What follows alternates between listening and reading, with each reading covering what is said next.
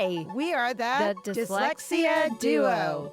Each week, we sit down with amazing people, including top researchers and experts in dyslexia, powerful advocates, affected individuals, and more.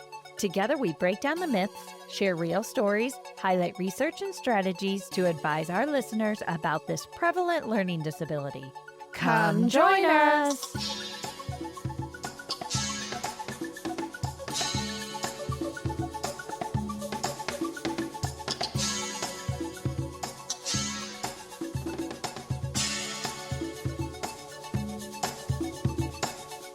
Hey, Melissa. Hey, Amy. So we have two very special guests. You want to go ahead and introduce them because Melissa was the one who found them at IDA. Yes, today we have doctors Susan Chambre and Dr. Alida Anderson. So would you ladies like to introduce yourselves? Tell us a little bit about your background. I would love to hear a brief overview of what brought you here to us today. Sure, I'll go first. Hi, everybody. My name is Susan Chambray. I'm an assistant professor of literacy education at Kean University in northern New Jersey. And I'm a former classroom teacher. I was a classroom teacher for 11 years, as well as a literacy coach in the elementary spaces and preschool. And over that time as a special ed teacher, I taught a lot of kids who had difficulties learning to read and encountered a lot of children who kind of struggled learning and breaking the code. And while I was working in the public school system in New Jersey, one of my colleagues said to me, "Hey, Susan, you know a lot about reading. Why don't you go teach teachers how to teach this?" And I'm like, "Oh, yeah, maybe I should do that."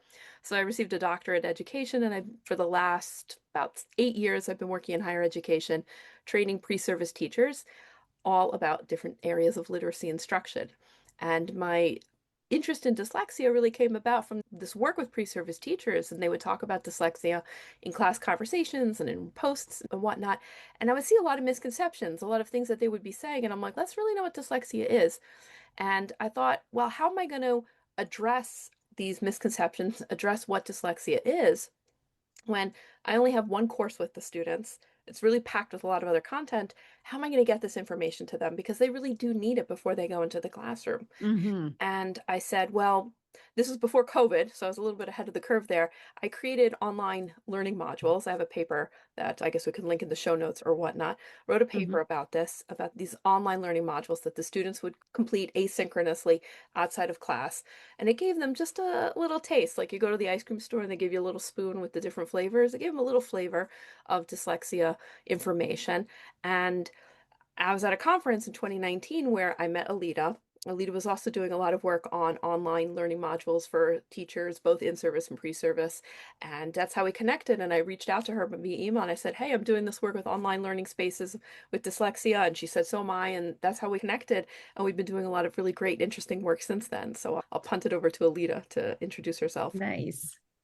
Excellent. Thanks. And thank you so much for having us, Melissa and Amy. It's wonderful to be here. And I can share a little bit about my journey. I've been a special educator myself. I've been working in higher education, teaching teachers in special education for going on, 30 years now. And I got my start not as a special educator. I got my start as an arts educator. I was an artist and I struggled myself learning to read.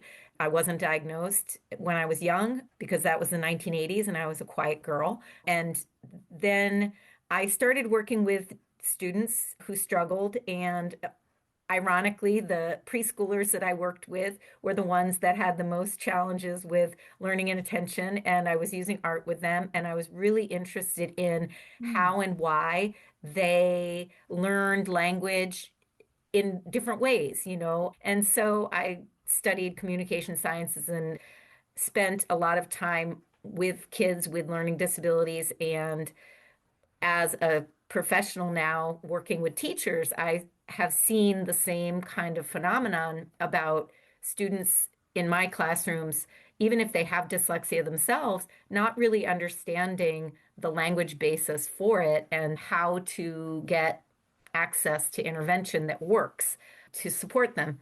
So a lot of the research that I've done in the past 10 years has been focused on, okay, what do these online learning modules give you? And myself and some colleagues did a review in 2021.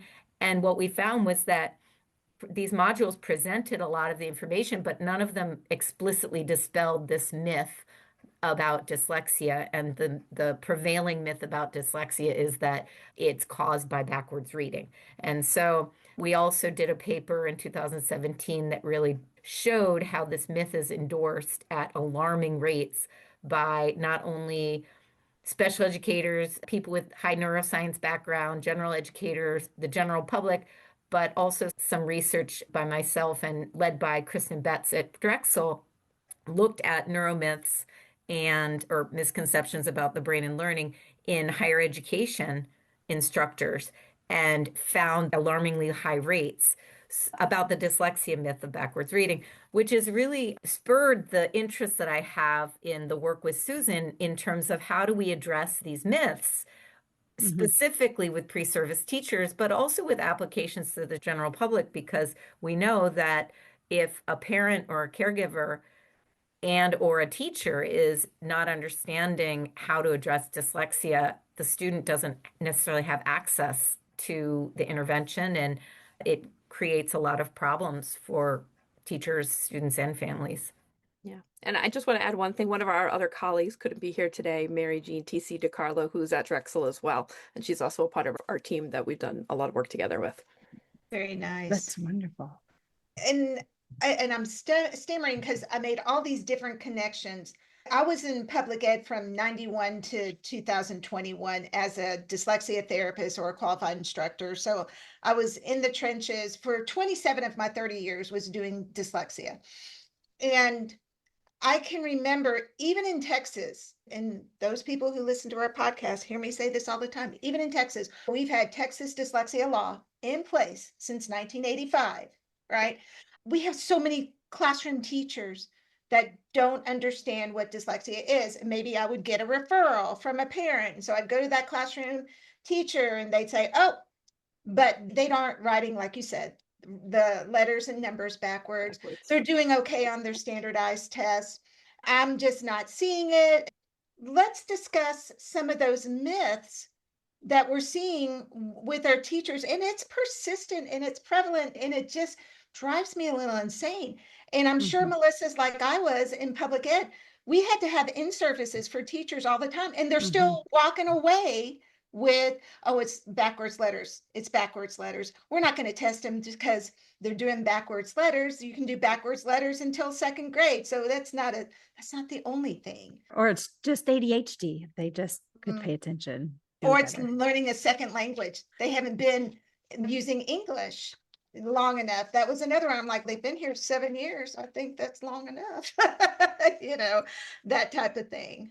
Yeah, there's so many myths. And I think that one of the things that I've been interested in, and a lot of researchers have been interested in, is looking at the disconnection between the science of dyslexia, the neuroscience, like what happens with the brain, and how do we transmit a really complicated thing about the brain and learning to dispel a simple explanation, because it's so much easier. It's so much more conceptually easier to grab onto. Well, it's just flipped letters, right? Yeah. It's a visual problem.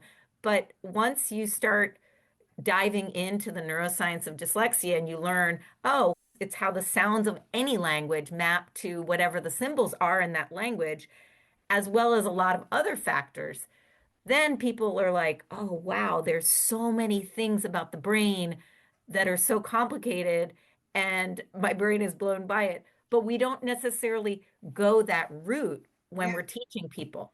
Sadly, what Susan and I have discovered is that the concepts that teachers hold on to are not the ones we teach them in the classroom. They're the ones that they get from popular media. And those are intractable. They are, they brought them in with them.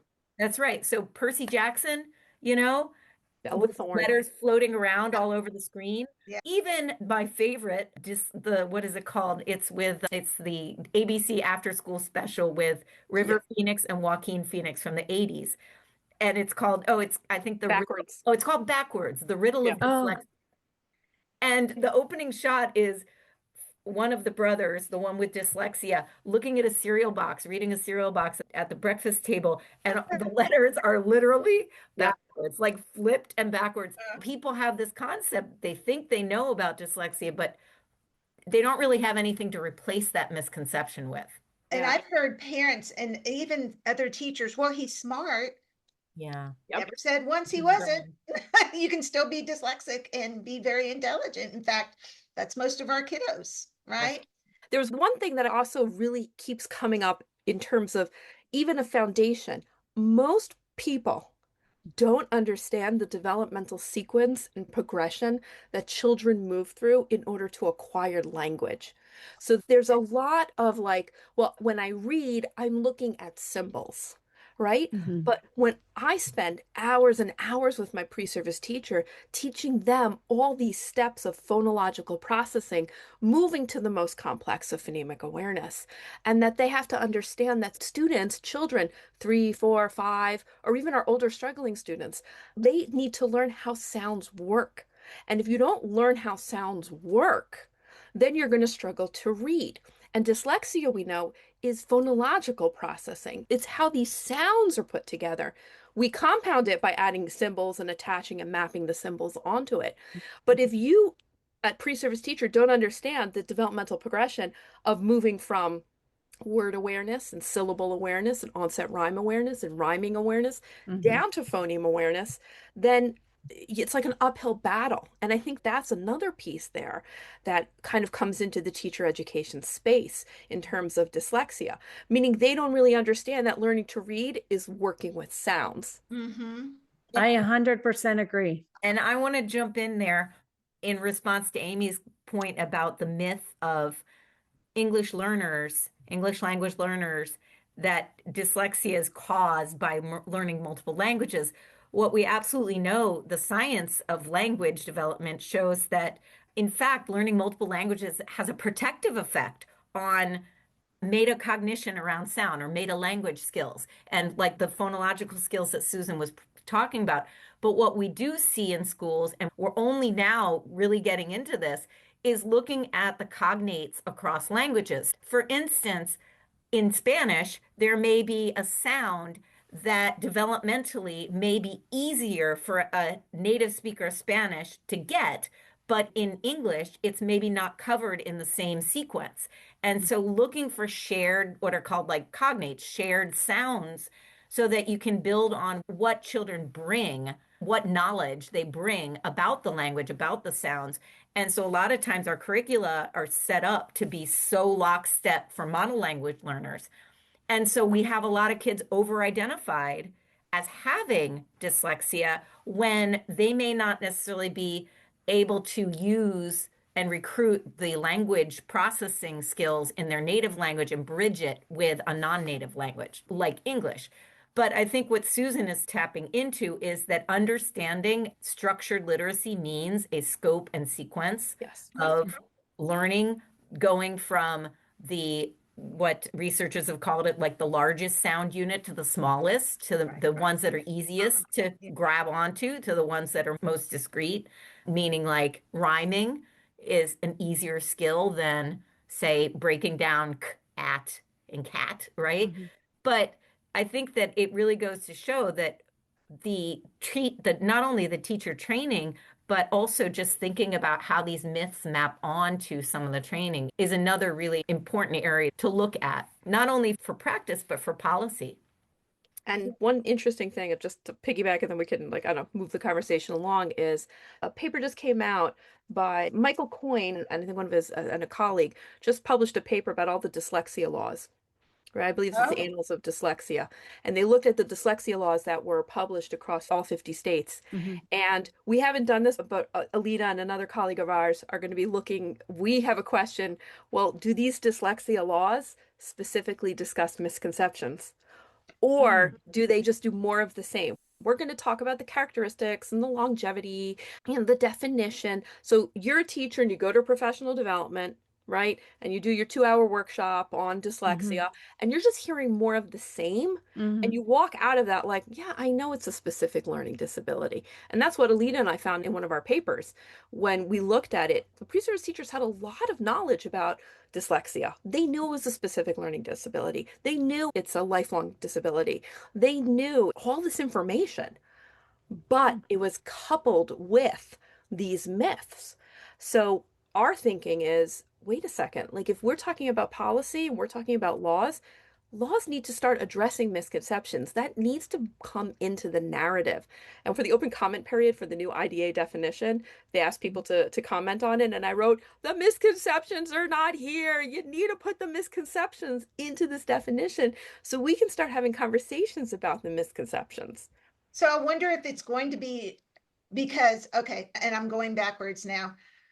One of the questions I asked once the new definition was issued by IDA, I was like, what does that mean at the state level? We have this broad definition. I know our state definition was based on the old 2002 definition. Right. And so I remember asking somebody who was pretty involved in the state for the dyslexia handbook, saying, so what happens now? She goes, well, I guess we have a new handbook coming out here soon. And I'm wondering if we are going to address those misconceptions, because I agree with you. I think that's the easiest thing to help our teachers first, is to address those misconceptions that they may have. I think that's the easiest hill to tackle.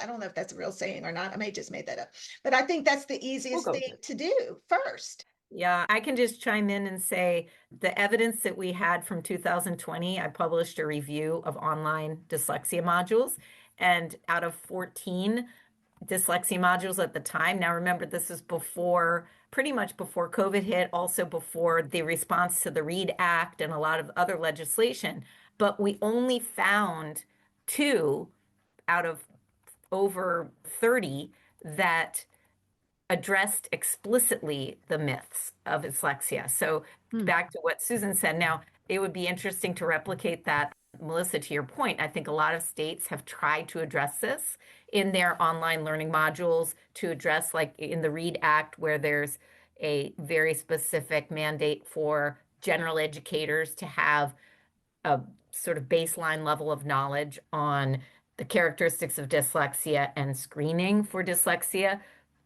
But it doesn't necessarily ensure that the science of reading is going to be used to dispel myths. And it's also an open question. We don't necessarily have research yet on what moves the needle on myth busting. And that's really what we're working on. I mean, this idea of conceptual change, we know from having plenty of people in our classrooms that just teaching it explicitly and didactically doesn't necessarily change the misconception.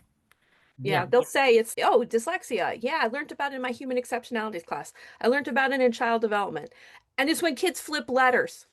Yeah. It's a specific learning disability and they have difficulty with flipping letters. And it's like, it's persistent. It's like the gist. It's like they learned all this information, but they're retaining that information that they brought in with them. And we ask them, and that's the research Alida and I have been doing, is asking pre-service teachers, where did you learn about dyslexia? Right. Because there are a ton of surveys out there, internationally and nationally, asking teachers, in-service, pre-service, speech SLPs, school professionals, and I'm working on a lit review on that right now. And there's lots and lots of surveys out there, and they can give you lots of information, but the surveys don't ask, most of them, where did you learn the information? Because we're trying to identify where did that information come from so that we can begin conceptual change around that.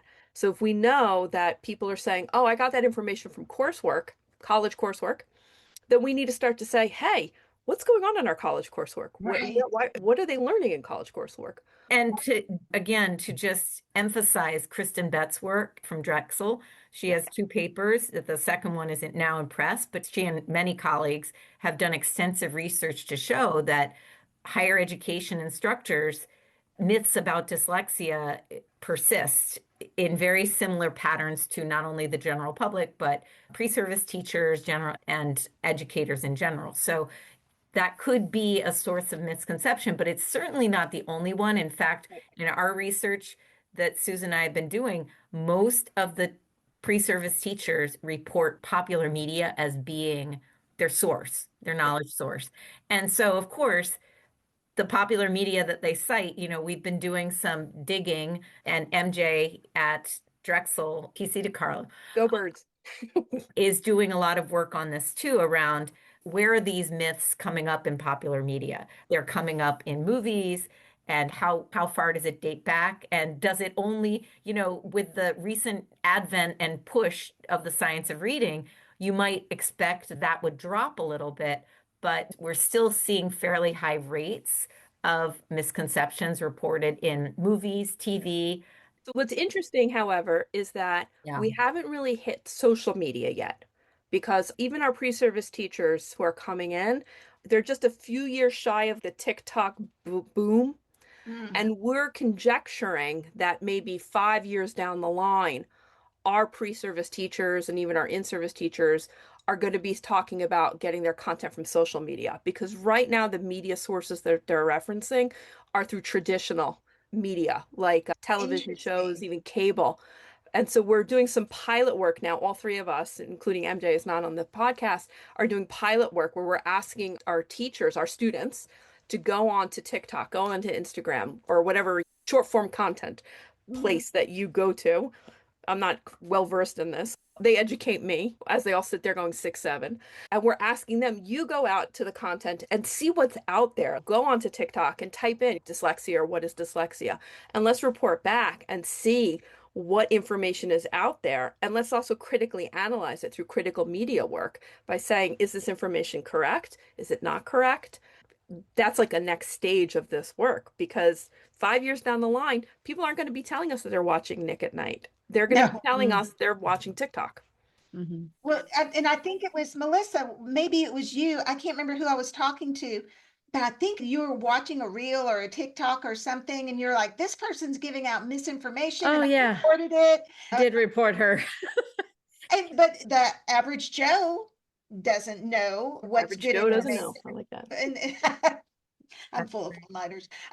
They don't know. I had a lady that I met up with recently talk about how a lot of these, in-service teachers that are already in place in the school system, that they're getting a lot of their information from their TikToks about how to teach sounds and phonological awareness. And she calls it TikTok University Oh my because goodness. they have that attention span of Yeah. 3 to 4 minutes. In one of the papers that you sent us, like some questions beforehand, you asked us a question about AI, ban or keep. And this is like a real bugaboo of mine that I tell my students, like I threaten them. I'm like, if I come into your classroom and you've got posters from Teachers Pay Teachers, I'm going to kill you. Yes. Right. No, I think it's been banned from a lot of campuses because, again, that's some of that, not all of that, but some of that is personal ideology, I guess, that they're bringing into this work. Yes, that's a You- great point. I think too, talking about the in-service teachers, they do have an influence on pre-service teachers too, if they're friends with, or if they are making these videos for people to watch and potential new pre-service teachers are watching. They might say things like, it's just developmental, they might catch up. It's not really a specific learning disability, it's just a global learning disability. So what are your thoughts on that, about how we can even maybe dispel that? And I think that's going to be really hard because there's no quality control, meaning in our world and Alida and mine world, if you publish a research paper, it has to go through peer review and it's sent out to peers who are knowledgeable in the field and they give comments and they give feedback and they say, look at this framework or look at this theory.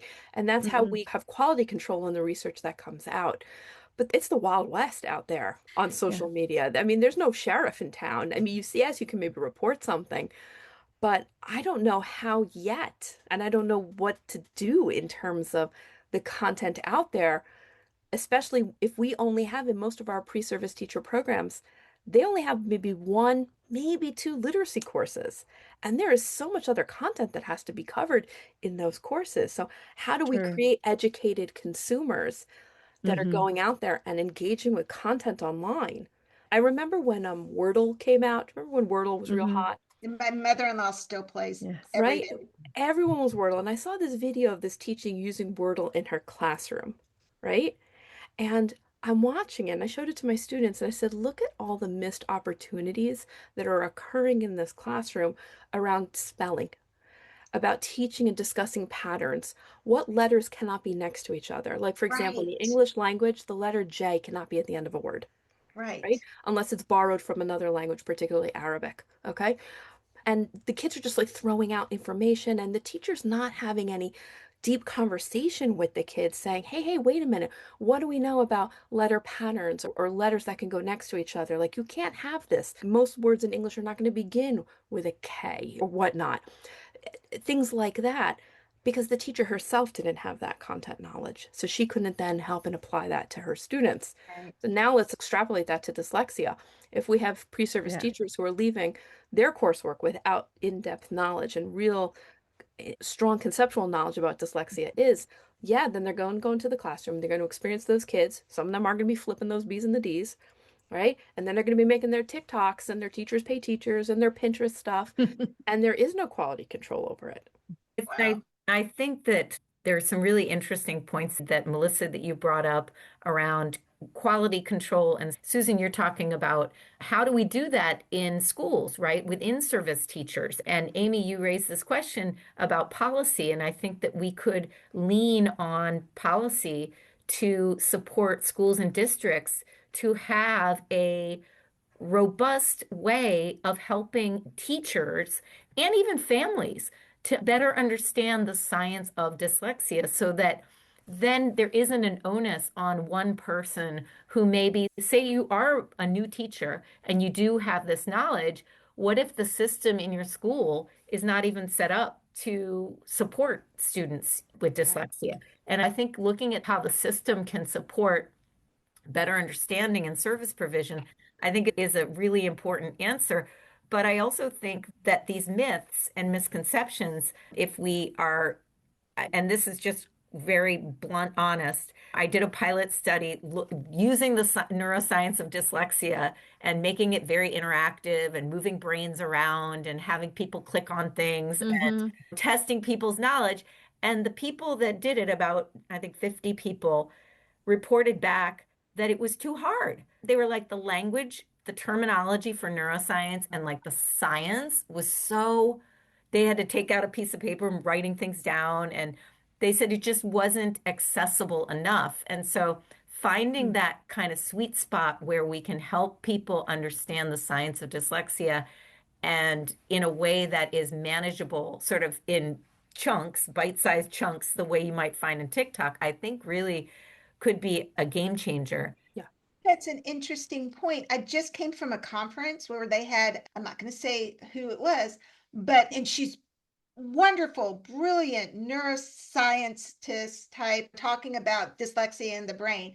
And it was filled with dyslexia teachers, dyslexia therapists, people who are kind of in the know.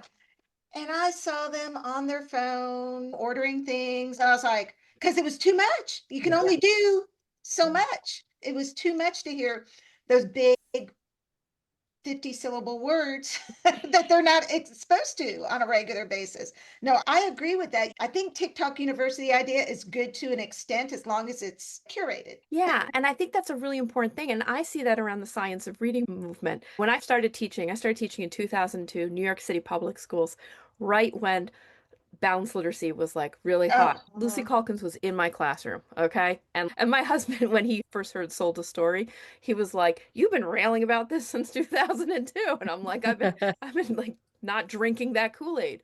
But it was like, how do we take this information and get it out there is so difficult. And I'm seeing like this like progression, like it needs to start, I think, and state level, policy, laws, whatever. And then that trickles down to school districts, superintendents, and to schools about curating the professional development, curating the laws, but it needs to include misconceptions. And that's just not in the narrative around dyslexia right now. And we're trying to push that narrative. We're trying to raise our little flag, Alida and I and MJ. We're like, no, neural myths and misconceptions are really important. We promise. We promise they're important. Well, I'm going to also stretch us to get past, to think about curated by whom, somebody can go on TikTok and you can think that they're vetted, right? That we don't necessarily know. And I think that, Susan, I 100% agree about the state level commitments, because if we think back to 2000 and reading first grants, yes, I'm old enough to have been in the university, and I was teaching teachers because I was a doctoral student at University of Maryland, and University of Maryland made a commitment that every pre-service teacher, whether you were special ed, general, had to have this language development course. And I was a doctoral student myself, so I wasn't that far away from these people in terms of my own human development. But I was teaching them about the science of reading. And so all of those people that had that course had phonological awareness. They had the basically the backbone of what is dyslexia and how do you address it. I don't know what the requirements are of states anymore, but what I see in most states or districts or teacher education programs at universities is there's usually one pre-special education course that's Yes, required. yes, And it's not specific to language. right. So I think that could be a game changer. And then also in a said language development course that really addresses how these misconceptions are misconceptions. Well, how do we go about something like, okay, and anybody who's listened has heard me say, about 15 minutes down the road from my house, we have a university that is huge. It's the Reading Recovery Hub. Okay. And they're sending out people. Yep. Reading recovery. I'm like, really? We're still doing that? And how do we get universities to align? See, that's a problem because when you look at accreditation in universities or colleges of education, there are accreditation bodies, right? There's AQUAP, there's CAPE, right? There's one more I'm forgetting about. And I've been through accreditation, and Alida's also been through the nightmare that is accreditation. It is a nightmare, yeah. Oh, a nightmare. It just reams and reams of trees. But what happens with the accreditation bodies is they're not specifically looking at the content of the classes. They're looking at more global things, such as like alumni engagement, right? Or community engagement or resources and things like that. They're not actually looking at your syllabus. You don't have people on those teams who are experts in math education or science education or literacy education who are combing through your syllabi and saying, hey, wait a second, like you're teaching things that maybe are not backed by best practice or theory, etc. They're not doing that in the accreditation bodies. They're looking for other types of kind of external markers of quality of education. They're looking for things like, do you have rubrics to align with your gateway courses and gateway assignments? And oh, yes, we have rubrics, and these are the assignments that we do, and these are the markers, etc. And then even the National Council of Teacher Quality, they publish information about colleges of education, literacy programs, etc. But there's like a little myth about that report. Colleges have to give their syllabi to the council for review. They're only using the information that they've been provided by colleges of education. So they're not giving a fully broad picture of the state of what's happening with teacher quality because they can only work with the information that they have. Interesting. And the large accreditation bodies for teacher education are the ones that Susan's describing, but the specialty professional associations, the SPAs, no, and not the ones that we love to go to, but the SPAs like the Council for Exceptional Children, the National, IDA, International Dyslexia Association, and these specialty professional associations have more rigorous and focused content for pre-service educators, but universities are not necessarily required to have that kind of specialty professional area. So if you're looking for a nationally accredited program, you have to know, okay, are they CEC accredited? Are they IDA accredited? Do they have these kinds of seals of approval that would then get me access to the science of reading and those kinds of things? And most students have no idea. Right? That's such privileged knowledge that very few people have out there. And so I think it really goes to the onus being on universities to be better about, to be more clear about what is it, almost like advocates for people trying to get educated, because it's like you don't know what you don't know. And I feel really strongly about that because higher education is so expensive. And it's very daunting, I think, for most people to even consider it. And then when they have to try and figure all of this stuff out on their own, I think it's almost like too much, you know? I was just thinking of almost a framework For me personally, when I went into university, I knew I wanted to teach kids how to read. I didn't know anything about dyslexia, like I said earlier. So it's almost like I could foresee like a framework for people. If you know you want to teach kids how to read, here's some different pathways you have. You could go this dyslexia pathway and really focus in on how the brain needs to be manipulated to be able to learn how to read. Or you could go this pathway that's more of a general education route. Or if you're focused in on science or whatever. So that type of focus might help people understand a little bit more about what they're getting into. Because I agree with you wholeheartedly. University is expensive and you don't know what you don't know. I didn't know anything about dyslexia and nobody taught me. So how would I know that was my passion? I didn't know. And teaching teachers now, because we have a lot of coursework we go through before we get to the actual curricula that we're teaching in. And I have so many teachers all the time and go, why wasn't I taught this in college? All the time. And I graduated in 91 with my bachelor's. So that was a long time ago. It was whole language and I was elementary ed reading for grades 1 through 8. And I still didn't know how to teach anybody how to read.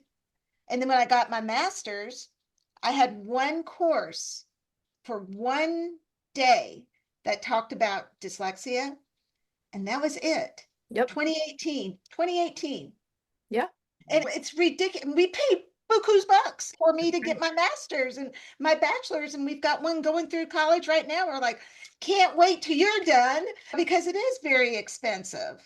And here's another piece, because we put colleges of education within the framework of a general liberal arts education. Right. So if I'm a student and I have to take a general, a GE, a general education or liberal arts thing, I have to take my literatures and my histories and my philosophy and the writing course. So there's all this other coursework that I have to take, 50, 60, 70 credits before I even start taking my college of education coursework. And if you need 120 credits to graduate or 130, whatever your state requires, you're smushing in methodology. You're smushing in clinical experiences, which is also time work. There's not enough clinical time in the College of Ed space. I don't have the students in long enough. Right now, when I meet my students, when I start teaching my one literacy course, almost all my students are seniors. They're one step away from their student teaching. Occasionally I get some that are juniors, but almost all of them are seniors. They're first semester seniors. Wow. And this is it. I've got 15 weeks with them. And then they go off to clinical teaching. They graduate in May, and by September they're in a classroom. It's just not enough apprenticeship and not enough time. Right. And I think that some of the most effective, and this really, Amy, I think this really hits with what you're describing too, is that one of the most effective models that I've seen have been either like 5-year programs where a student does their bachelor's and their master's, or you could do, we've had programs with in-service teachers that are getting, we have at American University, we have a special education learning disabilities. So it's really a special education master's degree, but really focused on high incidence, meaning learning disabilities, attention-related executive function challenges. And those people spend the same amount of time as somebody who's a pre-service teacher who would only get one course, and it wouldn't be necessarily language specific or dyslexia specific. But then those master's students that spend 5 years and actually are doing they have a job and they're earning money, they actually are learning so much more, and they come out with a specialization in learning disabilities. And they say the same things that the undergrads say when, I couldn't believe that dyslexia wasn't backwards reading. So everybody starts at the same place with the misconceptions. But I think these master's students are in a much better position. I actually have them do a myth-busting activity where they make a voiceover. They use, for instance, like Christine from Grey's Anatomy has dyslexia. And so they talk about what is it that's flawed about this? What's the stigma about Christine? In a minute. But I think that it could be a solution. And I think our states and our federal government need to get involved in supporting teacher development in this way. Right. Yeah. I agree. And I totally agree. And I just don't know how we impress upon the powers that be the importance of all of this. So I think we need to look at what our colleagues have done in autism. Okay. because they have really been They have. trailblazers and autism research, autism advocacy. Now, I know in New Jersey and in New York, I don't know about in the other states, in order to graduate from a college of education, you have to do certain like workshops. So in New York, it's like DASA, the Dignity for All Students. And one of them is an autism awareness workshop. You're required in College of Ed to do this 2 hour autism awareness workshop, but there's no such thing for dyslexia. Mm. I don't know if it has changed recently with all the new laws that have been happening, but having, say, a mandatory workshop in a college of education, you can't graduate until you've fingerprinted and you've done your autism workshop and you've done dyslexia workshop. But again, who's curating the dyslexia workshop? Right. Because Yep. I don't know about Alida, but I have to do these trainings every year. We have to do these like online Title IX and Title this and Title that trainings workshops. And it's the same workshop every year. I'm watching the same video over and over again. You take your little quiz at the end. Mhm. Mhm. But really, Right. anybody who's listening to this is, I know about those workshops, and it's the same person who's doing this Mm. workshop probably for the whole country. But again, who created this workshop? Who created the content? Who curated it? You know? Right. I think what you said about following autism's lead Mm-hmm. is important because everybody understands. I feel like not everybody, maybe, but that's an over exaggeration. But most people understand that autism exists on a spectrum. Yeah. Everybody gets it. You see the child with the meltdown in the middle of the store. A lot of people are getting it. Hey, that Mm-hmm. child probably has some sensory overload. That's probably an autistic thing. So much more. My son, who's 27, is autistic. And when he would pitch his fit in the middle of the grocery store, I got the look like I was a bad mom. And now I don't see that near as much when you see the meltdown happening with the child in the middle of the store. But then we still get reversals, vision, balance beam therapy will help. Essential oils will help our dyslexic kids. We get all that stuff still. Yeah. And I think some states have really done a good job of creating modules and creating professional development to address some of these misconceptions. Think about Virginia has a pretty Mhm. robust one. I think, and I don't want to speak for Texas, but I'm pretty sure Texas has been doing some good work. But it still is this idea of a didactic approach. I mean, you're sort of like expecting somebody to go in to do the module and then come away with this change concept. And that's really an open question, and is how well do these work, right? I don't necessarily have that. I don't think the research is out on that. And also, do identification rates for dyslexia change once people have a better concept of it? You would expect that to happen, but we don't necessarily have that data either. Right. Right. And that's, I Right. think, circling back to the AI that we talked a little bit about at the Mhm. beginning. Mhm. Mhm. I don't think AI is going to replace education, even No. though there are all these AI companies out there, because the added value that people like Alida and I bring into teacher prep is that sitting on the shoulder of a pre-service teacher and walking them through this process of learning how to do things as a teacher, that AI is never going to do. And I say this to my students, what's going to happen if you don't know how to write a lesson plan? If you don't know how to think Right. through it metacognitively and be like, I'm teaching this skill and oh, wait a minute, these 7 kids are not getting it.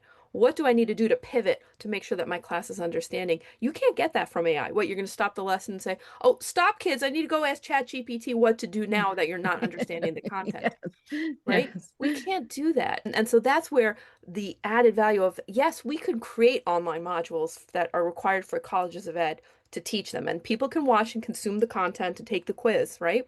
But there's that added value of somebody like me or Alida or another person standing over your shoulder and saying, hey, wait a second. Did you really understand that? Let's push pause and have a conversation and do some sort of activity, whether that be the short form content work that Alida, I, and MJ are starting to do, where we're having people engage in the videos, watch the content, and say, Mhm. hey, wait a minute, stop now. What in there is a myth? I, And I briefly worked for ed tech right after retirement. And the person who had owned that ed tech, he no longer owns it, but the person who owned that ed tech would tell me all the time, AI is going to replace you teachers in the classroom. And I was like, Can't. how? No. How? I've been in the classroom. How? I don't see it. yeah, and I think at its root, teaching and especially teaching kids with learning and attention challenges, there's so much of a human point of contact with that student because you're helping them. You're Yes. teaching somebody how to fish. You are not fishing for them, you're teaching them to fish. You're helping them gain agency, and there's trust involved, and there's a rapport that you build with that person. Right. And you are helping them, you're modeling self-advocacy, and they are going to own that once they own how they understand and use language and get supports for their dyslexia. That is not something that AI can negotiate and develop. The other thing is that I have a colleague in Singapore who they interestingly use AI. She's in STEM education, and they use AI with their pre-service teachers. They have their teachers use AI to generate lesson plans, and then they go and they critique the lesson plans. Yep. They critique. Oh, And so I think that's a really interesting that way, is. not only to, I mean, because AI we know is great at amassing information, Yeah. but a lot of what it does very erroneously is synthesizing it, analyzing it, and interpreting it, and it Mhm. comes out with some pretty awful, wrong, dead wrong stuff. Yep. But when teachers have to go through that higher level thinking about it, it actually makes them much more sophisticated. So I think it's a great approach. And I think, just so it's similar to what we're doing with the myth busting and the looking at helping them critique it, critical media literacy. But that's my spiel at AI. I love it. And now a word from our sponsor. Hi, this is Amy Redenroth, and as part of the Dyslexia Duo podcast team and owner of Discovery Dyslexia Services, I want to talk to you about my business. Our COUT-trained team offers expert virtual or in-person therapy located in Prosper, Texas, using proven dyslexia curricula like Take Flight, Build, MTA, Alphabetic Phonics, and Reading by Design. We also provide crucial independent evaluations and advocacy services. Don't wait. Empower your child today. Visit www.discovereed.com to learn more. That again is www.discoveread.com. Discovereed, covering all your dyslexia needs. Hi, this is Melissa with Kids First Dyslexia Services. I am excited to share with you my private practice. Kids First Dyslexia Services is a private practice that specializes in dyslexia therapy. Each one-on-one session focuses on instruction specific to your child's needs in a nurturing environment that develops self-esteem, builds confidence, and fosters a sense of accomplishment, resulting in happier kids with higher levels of achievement. We provide a professional, personalized experience, always putting the child first. We value the relationships with both our students and parents, because strengthening skills and overcoming hurdles to achieve desired goals and success is a team effort. For more information, please visit www.kidsfirstdyslexia.com. That is www.kidsfirstdyslexia.com. Let's return to the show. So I have a question about more myths coming from potential faculty members at the universities. Yep. So people who are trained before the science of reading that became popular, or people who don't really buy into the science of reading, which I can't imagine why. But There still are. There still Yeah. are a lot of people in colleges of education who do not subscribe to it. Again, the reading wars were not really settled. It's like whoever's kind of on top, the other group of people go underground for a little bit. Yeah. oh, interesting. Is that why the pendulum swings? And so they're just biding their time until SOR fails a little bit, which I think some elements actually are going to fail in the SOR movement, Sure. even though I'm a big proponent of it. But they're just biding their time, be like, told you so. Yeah. Yeah. So they don't buy into this. Could they also be perpetuating these myths of dyslexia that Yeah, to answer your question, Melissa, I did a workshop for professors at AU and instructors of higher education this summer, and I presented on dyslexia myths and what Susan and I were doing.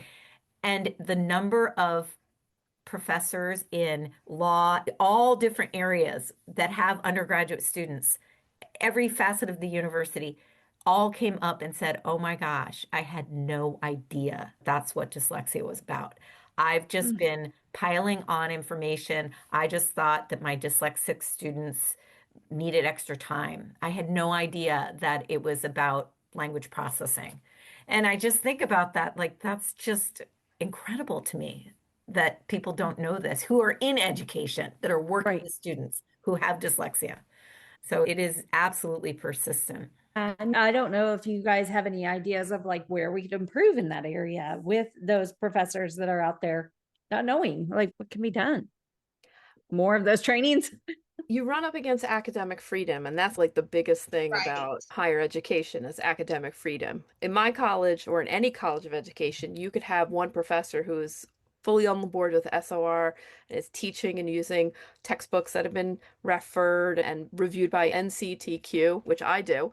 And then you could have other people in the same department teaching the same course who are using different textbooks, different materials, and nobody can tell them what to use and what to teach because of academic freedom. My answer is that I think that academic support and access centers or disability service centers at university play a great role in doing this, helping higher education instructors get more information about their teaching, because this is something that I've been involved in at American University, is that if we have workshops that say instructors have access to, and then they can learn about dyslexia, what it is, they can kind of learn about it for their own professional development, they're Mm, much more likely to be implementing it and receptive to it. And also, if it's framed as a point of universal design, Mm. it's like, okay, you're building your university course to be universally accessible. And this is how you do that for people with dyslexia taking a course at university level. And so, talking about how students have access to readings and readings that you have voiceovers for professors that are not necessarily technology savvy, because a lot of students with dyslexia, if they have to, they may not be able to use a screen reader with some of the electronic readings that professors give them, for instance, or textbooks or all sorts of things. But I think that one way to address that in higher education is through making it built on like universal design standards and universal design for learning standards, and really framing it that way so that instructors, so they don't glom on to something like, well, it's my choice to make it inaccessible and assign 1,000 pages of Mm. whatever it is. Because I think it is our job as university professors to make things as accessible for our students as possible.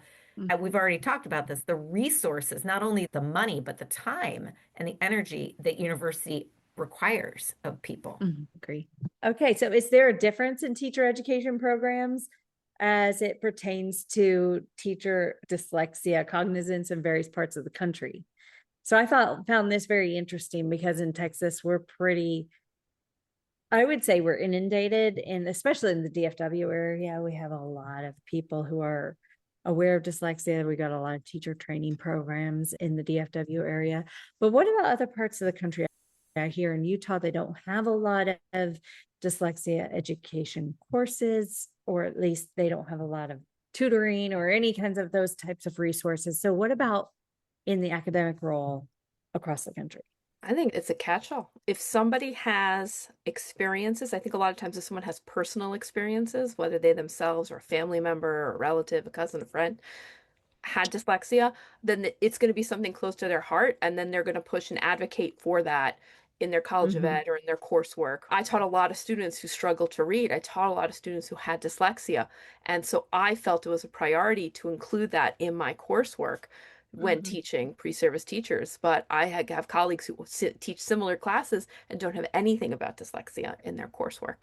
So again, Mm. there's no accrediting body that says you have to do this.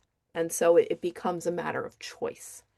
There's a really great website. It's called the stateofdyslexia.org, Okay. and it's from National Center on Improving Literacy. Hmm. And it's wonderful. You can find your state, you can find out about the laws that have Yeah. enacted legislation, professional Hmm. development requirements, different resources related, but it also gives you some visuals. And so you can see the range that we're talking about. It's really 50 states have passed laws related to dyslexia. but we don't necessarily have a way of knowing how that is implemented. Because we have autonomy, not just at the state level, but what I've seen in the various districts I've been in, every district, what's the word I want, translates that law Interpret. differently. Yeah. Right. You should know, I just did an activity with one of my classes. We were talking about MTSS, multi-tiered systems of support. And what I had them do was I had them type in, go to their home school district's webpage. And this is Northern New Jersey, so a bunch of different school districts within the Northern New Jersey area. I said, go type in the name of the school you went to. Okay. And in the little Google search bar, I want you to type in RTI, MTSS, PBIS, positive, and NJTSS, which is the New Jersey Tiered Support System. I said, just type in those acronyms and see if you get a hit on information about this topic, right? Every school is supposed to have an RTI team or an MTSS team, whatever you want to call them. And we created a spreadsheet where they would, with each one of the terms, and they would put a little check or a little X if their school district had a page or even a hit on this term. Wow. And within similar school districts, within the same school district, but different schools, there were differences about what information was available on the school's website about the MTSS umbrella. Same school district, different schools. And most of them had no information, which was what was the scary part. Yeah, Meaning that's the there was like no information on, and they're looking at me like, what is MTSS? I'm like, okay, that's a problem that y'all don't know what MTSS is, right? So now we're talking about it, even in a school district, different schools, again, take different initiatives and how they interpret the information from these laws. I remember when they started in New Jersey, when I was still a public school teacher, my last year teaching, they implemented universal screening in kindergarten, right? And so the law was passed, and we got a phone call. I still remember this. You have to screen every single kindergartner in the school. There's 4 kindergarten classrooms. Every single kid in the school needs to be screened. I don't remember what this assessment was. Maybe it was the Dibbles or something like that. And it's due tomorrow. And we're like, what? And they're like, yeah, we have to give the information to the state or by tomorrow because every kid's supposed to be screened. I'm like, and you've known this for how long? And it's due tomorrow? And there's 4 kindergarten classrooms that need that sounds like a you problem. I was like, this is not happening. And nobody knows how to do the assessments. Nobody knows. Like, it was just a complete craziness. And getting back, there's so much variation. If you look even across states, some states will not use dyslexia. They will use students at risk for reading difficulties. And even though there's this charge, this federal charge to address dyslexia, some states are using this broad term at risk for reading difficulties, and you don't see dyslexia anywhere in their teacher training.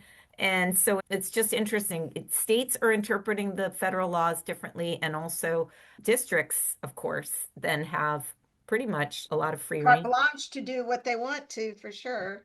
And this, I think, really raises a big equity issue in education, because if you have school districts that are underfunded, you have school districts, particularly school districts in poor areas or children of color are disproportionately identified as having behavioral disabilities or emotional disturbances versus having learning disabilities. And think about it, you're a kid in 3rd grade or 2nd grade. You've been going to school for 2-3 years, and you've been failing at it because you're having difficulty learning to read. So of course you're going to act out in class. Of course you're going to throw a pencil. Of course you're going to flip the desk over, because you're going to do anything that you can not to look uncool. And I tell this to my students. I say, what is the purpose of school? And they're all like, to learn and to do this. I'm like, the purpose of school is to look good.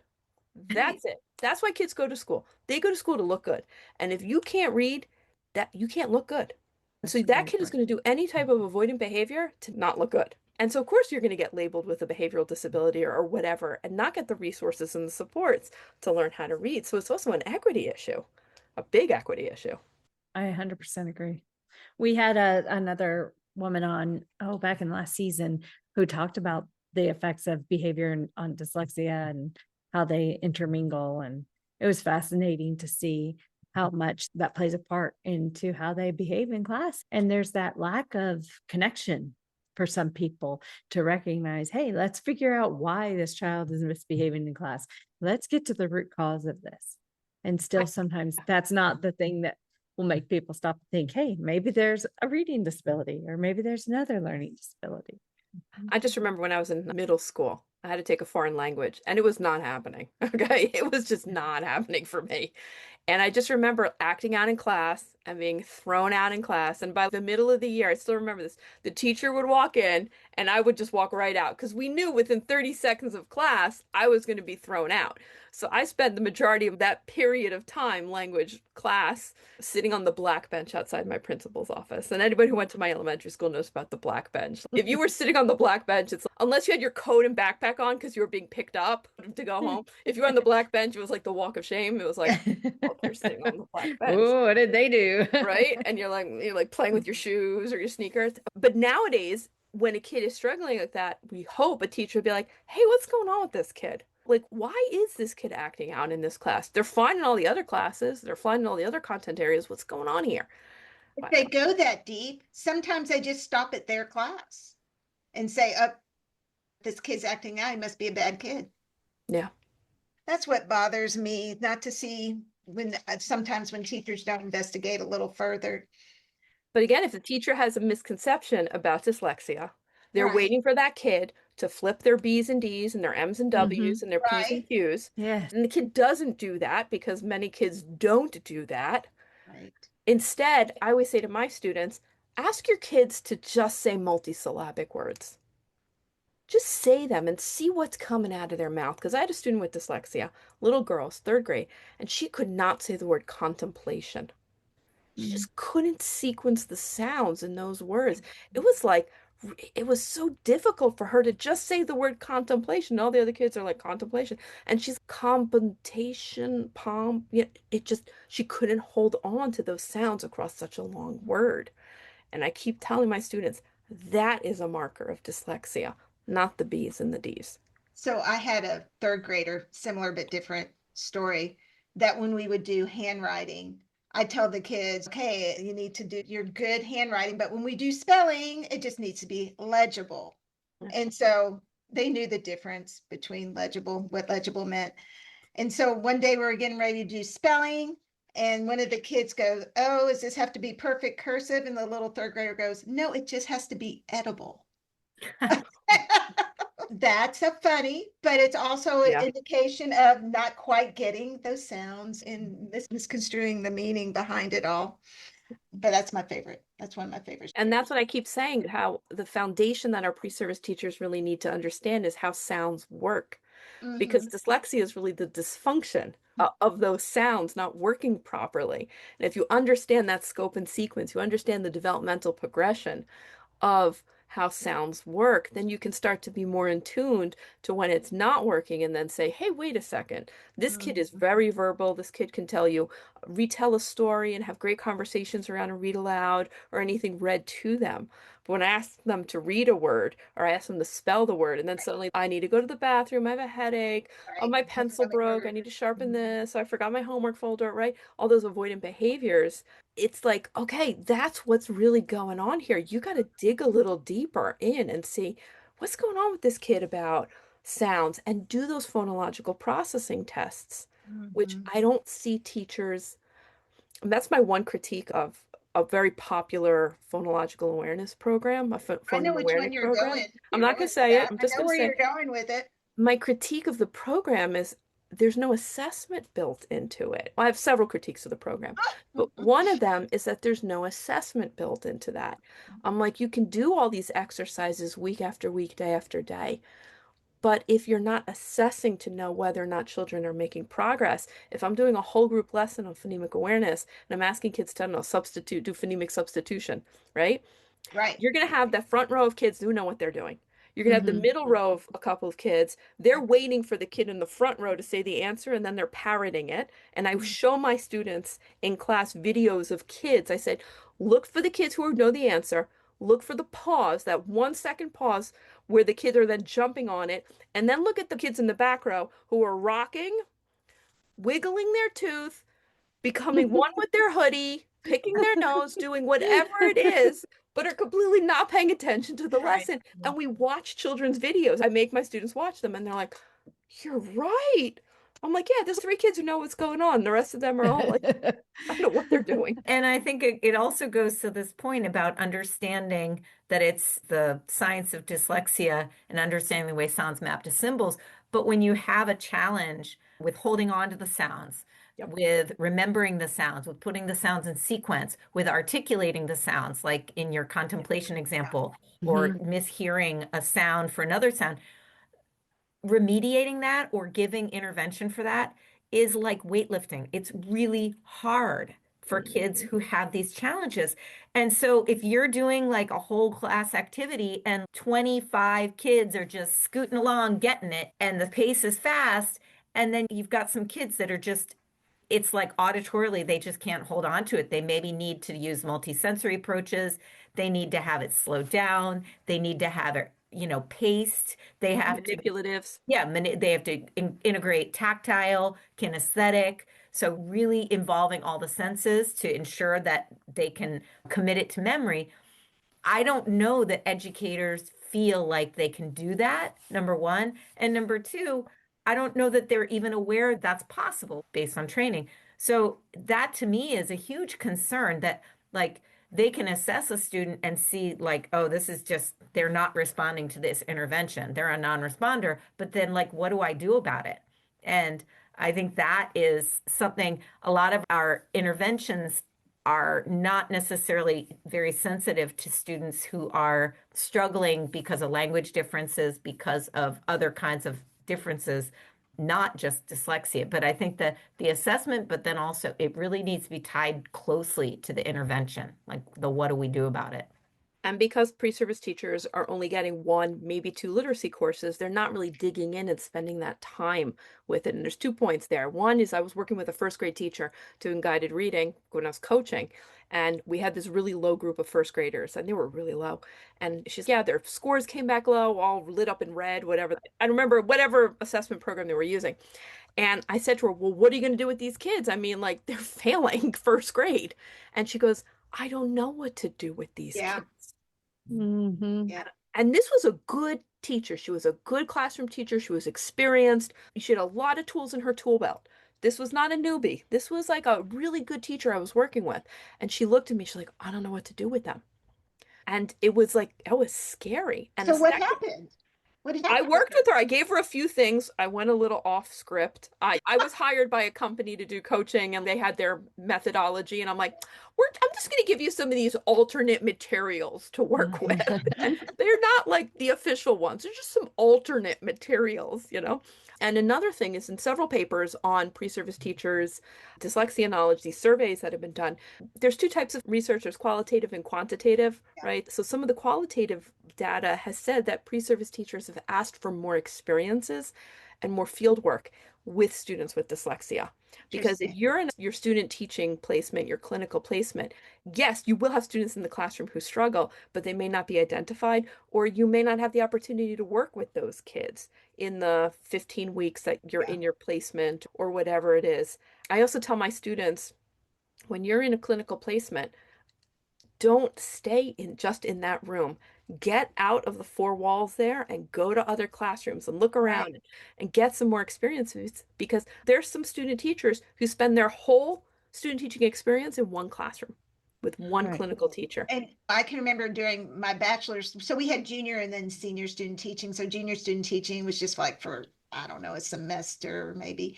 And you just kind of watched. Yeah, observation. Yeah. And then senior student teaching, they actually flipped us between 2 different grades. Like I did 4th grade and then I did 2nd grade.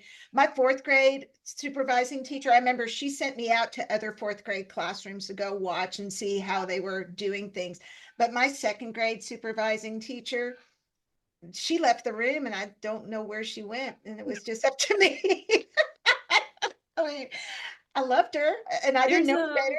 I just thought that was how it was, but I stayed in that room. I think she went on a There's no Starbucks back then, but she probably went on Starbucks. There's a lot of literature on the problems around cooperative teaching and those clinical placements. Particularly, a lot of times the principal just like, you got a student teaching next semester. Or who wants a student teacher? I do. I Yes, want another in that's my what I saw classroom. happening. You get a student teacher, you do, you haven't been here long enough. Right. You know, one idea that we bounced around, we haven't really done the research yet, and we were thinking about doing is running a dyslexia knowledge survey with student teaching supervisors. Because that's a space that also there's like, who are our clinical supervisors? Many of them are retired teachers. This is a retirement job. They were a classroom teacher for 20 or 30 or 40 years, whatever. And now, they want to still keep their feet in the educational world, maybe collect on a pension. And so they're supervising 3 or 4 or 5 teachers. And when was their last professional development on dyslexia? If they even ever had a professional development on dyslexia, because if you're a clinical supervisor and you were trained in the 80s or 90s, so that's an area of research. That's what researchers call a gap in the literature, a gap in the research. And we hopefully will attend to that gap with all our spare time. Gosh, I feel like we could talk to you guys for like 2 or 3 more hours. It's been really great. It's been great. It's been so interesting. And it's also really just neat to connect with people around the country to find out how it is. I'm in the DC, Maryland, Virginia area, so I know that area the best. But it is always heartening to know that we are sharing the same goals, but it's also discouraging to think that we are challenged with the same issues, right? And so I'm really grateful for your podcast because I hope it brings everything together and brings people together. Thank you. Yeah, and hopefully some policymaker or legislator or somebody will listen to this and be like, hey, that is a good question. Like, and get some wheels turning. Yeah, that would be amazing. Absolutely. That would be amazing. Absolutely. Thank So you. there was one more point I wanted to bring up, and it was just talking about dyslexia screeners and with the in-service teachers, when they get that data, a lot of times, like you were talking about, Dr. Chambre, they don't really know what to do once they get that data with the screener coming back saying, oh, they're identified at risk, or conversely, if they're not identified at risk, but the kid really is dyslexic, they just aren't showing up on the screener yet. What do you guys foresee that we could maybe do going forward with this podcast, going forward with what your work is doing? What can we do to bridge that gap and help those in-service teachers and legislatures know what remediation and identification needs to take place to help these kids? I really thought about that question a lot. And one of the things that I keep in the back of my head thinking about is that the companies that make the screeners, and there are a lot of companies that work in that, I'm not going to name any names, whatever, they need to do a better job of providing colleges of education access to those screeners. Because I should get a login for, I don't know, whatever program X, right? And then they should come and train me in the assessments of program X that school districts A, B, C are using in my catchment area of my college of education. So there needs to be more communication and collaboration between colleges of education and the school districts with which we then send our students out. So and that doesn't exist? That does not exist. At the 2 colleges that I've been to, it does not exist. There is communications between the schools, but not in terms of literacy assessment. And so I mentioned this to my associate dean, so to say to him before he retired, I said, I want to know what school districts A, B, and C, and D are main feeders. I want to know what assessments are they using in their early childhood and even secondary. What assessments are they using? Then we should have liaised with those companies, whatever those commercial companies are that are producing these products, and we should be training. We should have one class even where we train, or a workshop where we train our students in both administering and interpreting the results. Because if they get out to the school district and all they've learned how to do is a running record, which is what most of them learn to do in colleges of education, is a running record, then they're not going to know how to really interpret that information. They're going to get a report at the beginning, middle, or end of the year, depending on the screening, and it's going to go in a binder, and it's going to sit on a shelf. Maybe they look at it, but they don't really know how to engage with it. They need, again, that person on their shoulder who sits with them and whispers sweet nothings into their ears about the assessment and how to actually use that assessment. I agree. That's like a disconnect that's happened, I think. So I want to piggyback on that. Yes. And I want to say that to Susan, to your point, that states could play a role and districts could play a role in making those kinds of requirements bridges between professional preparation programs and whatever curriculum is being purchased by states and districts, so that then the onus is on the for-profit company basically to make sure that pre-service teachers are getting that kind of training and information, and that universities have access to that. So that's one thing. But it's also, I think, Melissa, directly related to how you help teachers develop a holistic picture of their student. So a student is not just a screening result. A student, like teachers need to be able to understand that they need to find out about the history of the student's background, of their language learning. They have to find out, they have to ask questions and collaborate with families about what have been some markers of their language development and early literacy, depending on the student's age. Also, have they had a history of problems in school? If you're talking about a third grader, maybe they had a problem in second grade, maybe they missed a lot of school. So what could some other explanations for this low screening result be? And then also just this idea, and this kind of goes us full circle on this topic, but the idea that a person with dyslexia is not just one thing. People with dyslexia are on a spectrum, just like people on the autism spectrum are on the spectrum. So you can have a student that looks a certain way, dyslexic, and may be quite gifted at math, for instance, and may be very good at listening to stories, but may struggle with reading. You might have another student who struggles with every single subject, including reading. And both students have dyslexia, right? Yeah. So thinking about processing speed, and we were talking, Susan and I were talking about visual attention and how that plays in, and ADHD. And some kids with dyslexia have ADHD and some kids don't. And so those are aspects of dyslexia that I think could really help guide screening decisions, right? So, and I know it went to another question that you had, but there's so much to talk about, but I wanted to get those points in. I hope that was helpful. Yeah.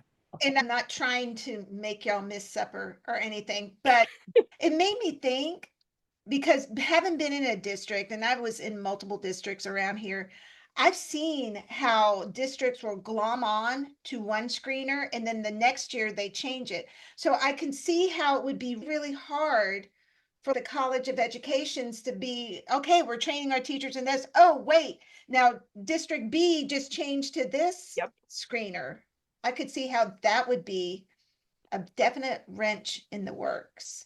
But I would say, and on a hopeful note, and this shows my language bias, that if you train everybody in language development, then they should, in theory, if the screeners are valid and reliable, they should be able to make sense of them.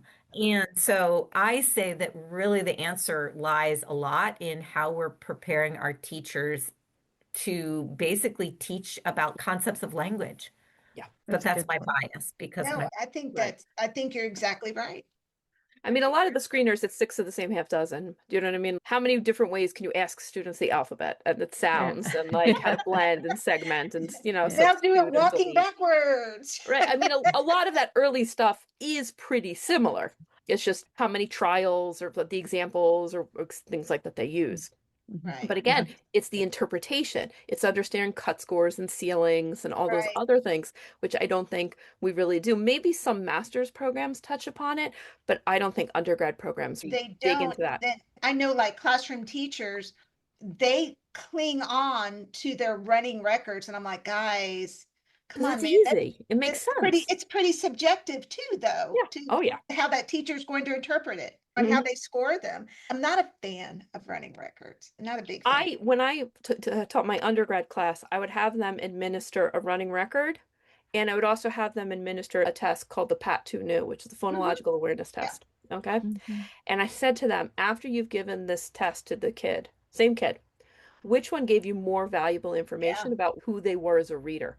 and what skills and what you should teach them and strengths and weaknesses. And they always said the PAT too. Yeah. Always. Mhm. Yeah. With No, hands it's down. a great assessment. But the running record did have some other things. That was just one interesting thing. Yeah. Okay, Alida's gonna have to get going to church, so she's gonna miss the lightning round. Sorry. You missed the lightning round because we talked too long. Oh, wait, lightning round? You Oh go my first in the goodness. lightning round. Oh my God. Okay. What is one thing every teacher should know about dyslexia? It's not caused by backwards reading. There you go. Okay. What misconception about dyslexia do you wish would disappear? That it's not about flipping letters and backwards reading and floating letters. Okay, Favorite way to start my day. Favorite way to start my day is running. Oh. oh, I'm a runner. Ding. okay, what do you wish society would do to support students with dyslexia? Oh my gosh. Create asset-centered approaches that match students' strengths and also help them with their challenges. Awesome. Oh, thanks. Word or a phrase you'd use to describe people with dyslexia? Curious, passionate, intelligent, and many times very tenacious. Nice. Favorite thing to do when you're not working? Swimming. Oh, Think you touched on this. If you could get rid of AI, would you? Probably couldn't, so no, I wouldn't. favorite place to vacation? Oh gosh, I really want to go to Sweden. I've never been, so but I have so many other favorites, too many to name, but I'm hopeful to go to Sweden. Okay. Favorite book? Oh goodness, favorite book. Oh, I have so many. I don't know what to choose. Okay, Demon Copperhead. Love that book Oh. by Barbara Kingsolver. Demon Oh, Copperhead. yeah, I know who you're talking about. It She is was with amazing. the Oprah Book Club authors for a while. I remember Yes. Barbara Kingsolver. Yeah. And it's a modern day rendition of David Copperfield, and it's based in rural Kentucky. Anyway, I don't want to say any more, but it's really great. Don't Okay. spoil it for us. Love Yes. it. Okay. And ladies, thank you for having me. I wish Thank I could stay you. on. Gotta go. Thank Thank you. you. Take care. Alida. Thank Happy you. holidays. Bye-bye. All right. Okay. I'm ready for my lightning round. Yeah, you get to Okay. do it now. Okay. What's one thing every teacher should know about dyslexia? It's not flipping B's and D's. Yep. What misconception about dyslexia besides the B's and D's, do you wish would disappear? Oh gosh, I wrote B's and D's. The using colored lenses and overlays and things like that, like the visual therapy type things. There are students who do have visual issues. If your kid's not reading, don't get green glasses. Right. Okay. What's your favorite way to start your day? A cup of warm tea or a hot beverage, Good. Nice. not coffee. Oh, killing me. What do you wish society would do to support students with dyslexia? I really wish that everybody would recognize that it is a disability and that it's not kids being lazy or kids not trying, that their brain is functioning differently. The circuitry is different. It's not like a parent disability. Like you can look at somebody and not know that they have dyslexia Yeah. because they look like you and me. Physical. It's not a Yeah, visual. physical. Yeah, I Yeah. know what you're saying. Yeah. There's a term for it, which is totally Yeah. blanking on. Okay. So a word or phrase you would use to describe people with dyslexia. Persistent, I like that. very persistent. Favorite thing to do when you're not working? Reading. I'm a big reader, even though I myself struggled to read when I was a kid and went to multiple resource room teachers, but I love to read, particularly historical fiction. Oh, wow. Yep. Oh, that's cool. Okay. If you could get rid of AI, would you? Yes, I would. Me too. I would. There are some great things about it. Don't get me Yeah. wrong. There's some wonderful things about it. But in terms of the teacher space, I just think it's not letting pre-service teachers develop the skill sets that they're going to need in order to manage 25 bodies in a classroom. Right. It's taken away that critical thinking piece. And that creativity. And creativity. You've got to be Mhm. really creative. You have got to be 10 times more engaging than TikTok, Right. or those kids are going to check out. And you can't do that if you're just pulling paid teachers' worksheets and asking ChatGPT to write your lessons. Right. I've said my piece. Favorite place to vacation? Anywhere I don't have to cook. So if I could go somewhere and someone else is cooking that dinner and I could go to a restaurant, Vacation That's a time. vacation for me. I love it. We're the same. I hate I cooking know. too. And I hate cleaning up afterwards. Oh yeah, I went away to a conference and I'm like, I was there for 5 days and I'm like, I don't have to make my bed. I'm getting clean towels folded every day. This is a vacation. It's great. That's funny. Okay, and what's your favorite book? My favorite book, Oldie but a Goodie, Pride and Prejudice. Oh, It's a good one. nice. Oldie but a Goodie. That's my favorite book. Oh my goodness, we went on for so long. Y'all just had so much. And the people who are listening to the podcast, they didn't see me throw my papers out of the window, basically. But it was just one thing led to another thing, led to Yes. another thing. And I hope our listeners were as engaged as Melissa and I were Mhm. with listening to you and Dr. Anderson speak. Yeah. It was incredible. You should when we have our meetings, like when we have like our research team meetings, it's like boom, boom, boom, boom, boom, boom, boom, boom, boom. And we're like, no, we have to work on this piece today. I think it Go ahead. shows too how much we need to be talking more about these Yeah, things because yeah, there's a yeah. lot that's not touched on, that's not covered, that we're not really addressing with people who need to be knowing about this. That's a really important point. How do we get this information out of the ivory tower of academia Mhm. and Right. bridge it into places and spaces that teachers, legislators, policymakers, advocates know about? And I think we're getting better at it. And again, looking at Mhm. our friends with autism or the autism community, but we need to do a better job. And so Mhm. things like this podcast and other podcasters and other spaces like this really open up the conversations for other people to start thinking about like, well, hey, yeah, wait a minute. How are we going to do that? Yeah, Mhm. I just love it. I'm so thankful you came to our table at Yeah. IDA. I wouldn't have met you otherwise. I know. So Thank you. Thank you for meeting us and taking your time to meet with us today. Thank So I you so much for appreciate you. having us both on. We really appreciate it. We can't wait to see the impact it has on the greater Oh, community. Yes. thank you. And we'll have to have you guys back because obviously we need to talk more. We're always available, preferably when the semester's over. Yeah. Yes. Okay, sounds good. This is Amy, And Melissa, and we're the Dyslexia Duo. Until next time, see you later. Bye. Bye. The Dyslexia Duo hosts are Melissa Dean and Amy Rodenroth. The producer is Greg Rodenroth. Dyslexia awareness is so important. Please share with your friends, family, and anyone who needs to know more about dyslexia. Follow us on Facebook, Instagram, and X at The Dyslexia Duo. Thanks for listening. Bye.